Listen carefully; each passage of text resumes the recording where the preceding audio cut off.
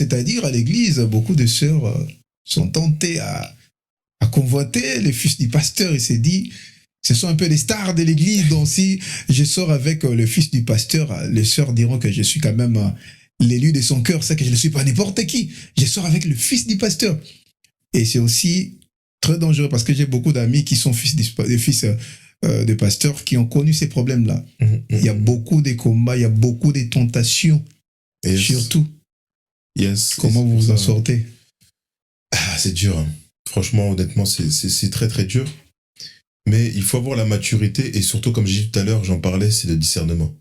Okay. Il y a des personnes, déjà le copinage c'est pas bien à l'église, qu'on le dise clairement, mais il y a des personnes qui viendront vers les enfants de pasteurs, mais pas pour te faire tenter toi, mais pour essayer de faire tomber le pasteur. Okay. Du moins la mission que Dieu l'appelle à faire. Okay. Donc il faut faire attention parce que nous sommes également des portes à ce que la vision du pasteur et la vision qu'il a eue du Saint-Esprit de Dieu à travers l'Église puisse s'accomplir. Okay. Donc, il faut faire attention et aussi être fort.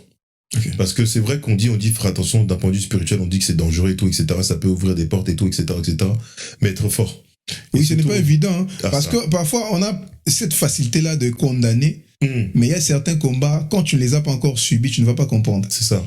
Oui, tu es frère normal, il y a parfois deux sœurs qui te courent après. Mais lorsque tu es fils du pasteur, c'est un autre niveau. Hein. Moi, je parle avec des amis qui sont fils des pasteurs, je comprends.